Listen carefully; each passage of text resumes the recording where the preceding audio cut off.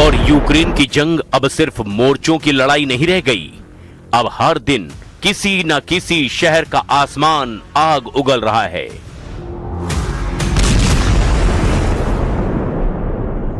किसी घर की छत मलबे में बदल रही है, किसी परिवार की जिंदगी एक धमाके में खत्म हो रही है।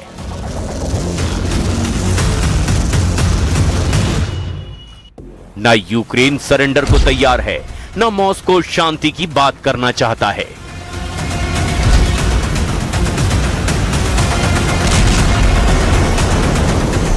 चार साल बाद ना जंग बदली न तबाही। एक तस्वीर यूक्रेन के ज़ापोरिज़िया की है, जिसे रूस ने एक बार फिर जलाना शुरू कर दिया है। दूसरी तस्वीर मॉस्को से 200 किलोमीटर दूर व्लादिमीर इलाके की है, जहां यूक्रेन ने ड्रोन हमले में रूस के सबसे बड़े वेयरहाउस को उड़ा दिया है।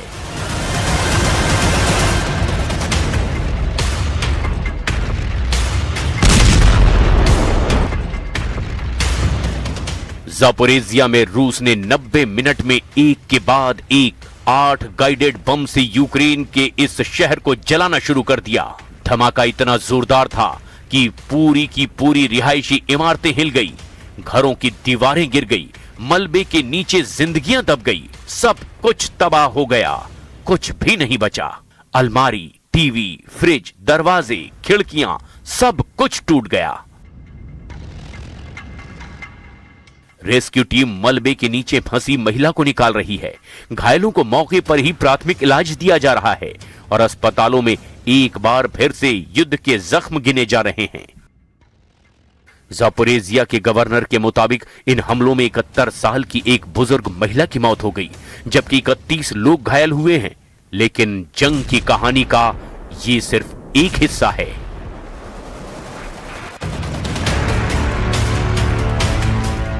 क्यू पोस्ट की खबर में दावा किया गया कि ट्रंप की शांति वार्ता की कोशिशों के बावजूद रूस ने अभी तक शांति के कोई संकेत नहीं दिए। क्रेमलिन के ताजा बयान बताते हैं कि रूस युद्ध को और बढ़ाने के बारे में सोच रहा है। यूक्रेन का दावा है कि युद्ध ही पुतिन के शासन का आधार बन गया है। अगर युद्ध खत्म हुआ तो रूस में आर्थिक संकट, अपराध और बड़े पैमाने पर जनसंख्या नुकसान जैसी समस्याएं खड़ी हो जाएंगी। इसीलिए क्रेमलिन युद्ध जारी रखना चाहता है।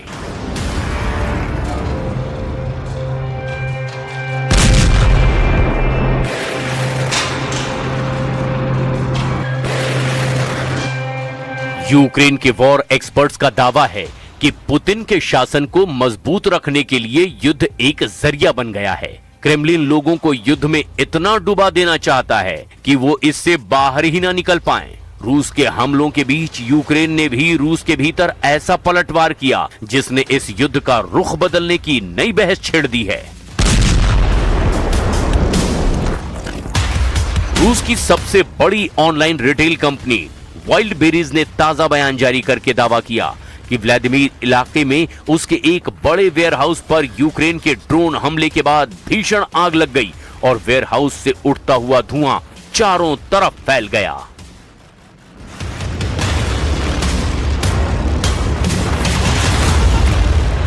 यूक्रेन लगातार रूस की कंपनियों को निशाना बना रहा है। एक दिन पहले 2 अगस्त को रूस के समारा इलाके में यूक्रेन ने वाइल्डबेरीज वेयरहाउस को निशाना बनाया था।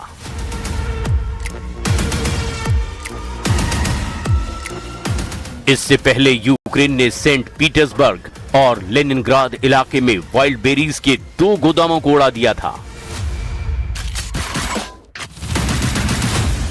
एक महीने में यूक्रेन ने अलग अलग इलाकों में कई बार रूस की सबसे बड़ी रिटेल कंपनी के गोदामों को जला दिया है।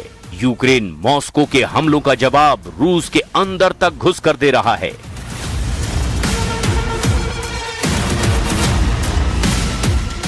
यूक्रेन न सिर्फ रूस की सप्लाई चेन को डिस्टर्ब कर रहा है, बल्कि ऊर्जा ठिकानों को भी तबाह कर रहा है। वोल्गोग्राद इलाके में यूक्रेन ने रूस के एक एनर्जी फैसिलिटी पर ड्रोन अटैक किया।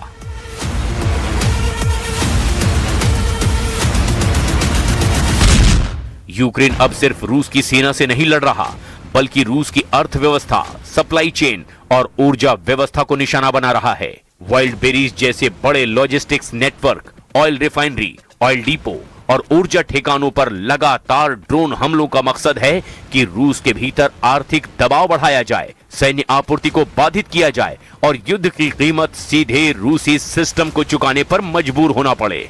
यानी कीव का संदेश बिल्कुल साफ है, अगर रूस यूक्रेन के शहरों को निशाना बनाएगा तो यूक्रेन भी रूस के अंदर मौजूद उन ठिकानों पर हमला करेगा जो युद्ध की मशीन को चलाए रखते हैं।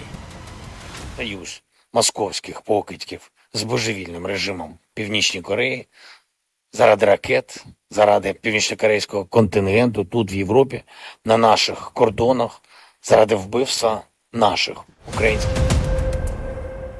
लेकिन यूक्रेन के ड्रोन हमलों का जवाब रूस बैलिस्टिक मिसाइलों और गाइडेड बम और ड्रोन हमलों से दे रहा है। ये तस्वीर यूक्रेन के खार्किव की है, जब रूस ने ड्रोन अटैक करके यूक्रेन के सबसे बड़े वेयरहाउस को जला दिया।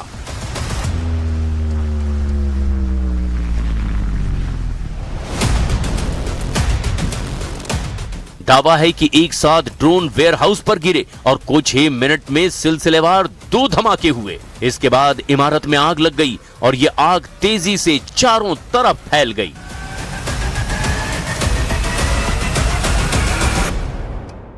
यूक्रेन अगर मॉस्को और इसके आसपास के शहरों पर हमला कर रहा है तो रूस सीधे कीव को टारगेट पर ले रहा है। रूस के इस मिसाइल हमले में कीव में कई लोगों की मौत हो गई, जबकि दर्जनों लोग घायल बताए गए। एक हफ्ते के भीतर रूस ने कीव पर दूसरा बड़ा हमला किया है। इससे पहले गुरुवार को हुए हमले में 9 लोगों की मौत हुई थी। दावा है कि मरने वालों में एक ही परिवार के 6 लोग शामिल थे।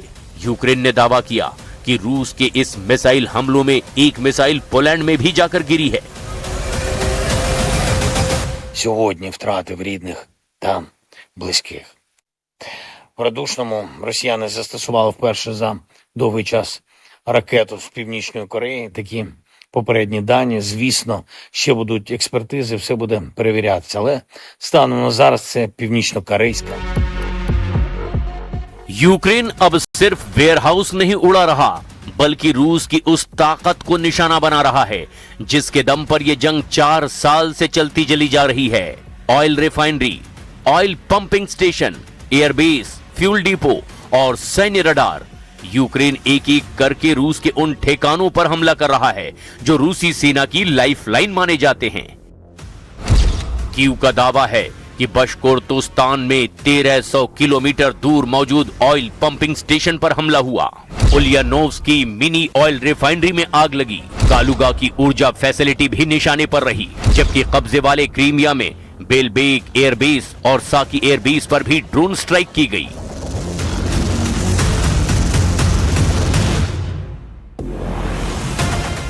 यूक्रेन का दावा है कि इन हमलों का मकसद सिर्फ आग लगाना नहीं, बल्कि रूस की उस युद्ध मशीन को कमजोर करना है जो हर रोज यूक्रेन पर मिसाइलें बरसा रही है। इन्हीं हमलों के बाद राष्ट्रपति व्लादिमीर ज़ेलेंस्की ने बड़ा बयान दिया।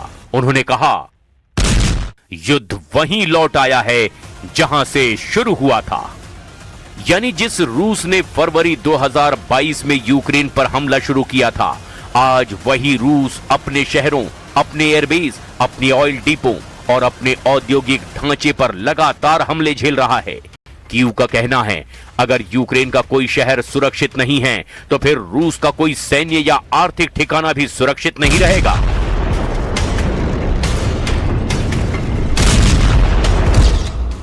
रूस के भीतर लंबी दूरी के ड्रोन हमले, तेल और ऊर्जा नेटवर्क पर वार, सप्लाई चेन को बाधित करना मकसद, एयरबेस और रडार सिस्टम को नुकसान, युद्ध की कीमत रूस के अंदर तबाही बढ़ाना है। लेकिन यूक्रेन की इस नई रणनीति ने क्रेमलिन को और ज्यादा आक्रामक बना दिया है। हर यूक्रेनी ड्रोन हमले के बाद पहले से ज्यादा मिसाइलें दागी जा रही है। कभी कीव, कभी खार्किव, कभी ओडेसा तो कभी जापोरेजिया। रूस लगातार यूक्रेन के शहरों को निशाना बना रहा है। यानी जितना ज्यादा युद्ध रूस के अंदर पहुंचता जा रहा है, उतनी ही ज्यादा तबाही यूक्रेन के शहरों में दिखाई दे रही है।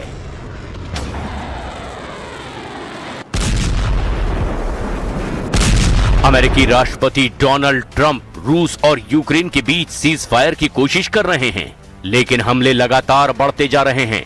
रूस पीछे हटने को तैयार नहीं, यूक्रेन झुकने को तैयार नहीं। यानी शांति की बातचीत अपनी जगह है, लेकिन जमीन पर युद्ध पहले से ज्यादा खतरनाक हो चुका है।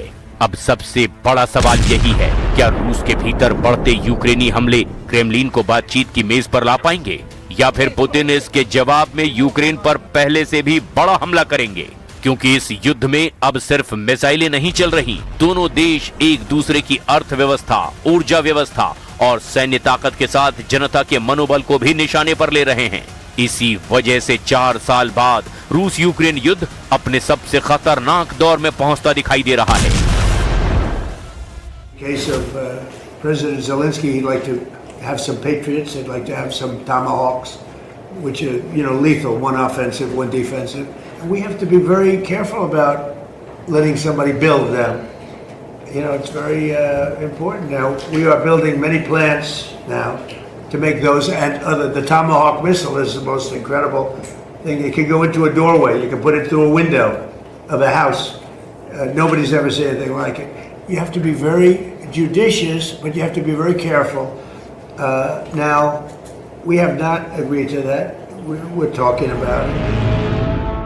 उधर ट्रंप कह रहे हैं यूक्रेन पैट्रियट और टॉमहॉक जैसी घातक मिसाइलें चाहता है, लेकिन अमेरिका अब भी इस पर फैसला लेने से बच रहा है, क्योंकि वॉशिंगटन जानता है ऐसी तकनीक सिर्फ युद्ध का संतुलन ही नहीं बदलती, बल्कि पूरी दुनिया की सुरक्षा व्यवस्था को भी प्रभावित कर सकती है। लेकिन सवाल ये है कि अगर यूक्रेन को और ताकतवर हथियार मिलते हैं तो क्या रूस के भीतर हमले और गहरे होंगे? और अगर ऐसा हुआ तो क्या पुतिन भी जवाब में यूक्रेन पर पहले से कहीं ज्यादा विनाशकारी हमला करेंगे?